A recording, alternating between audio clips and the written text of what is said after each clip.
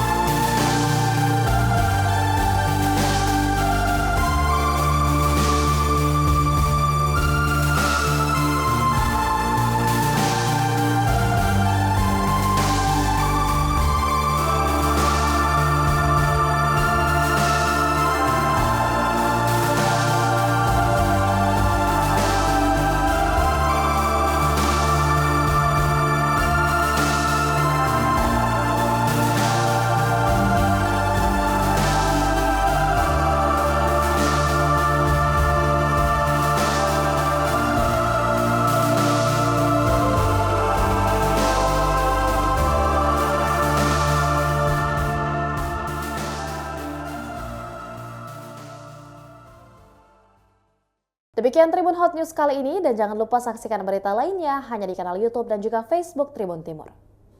Terima kasih sudah nonton, jangan lupa like, subscribe, dan share ya!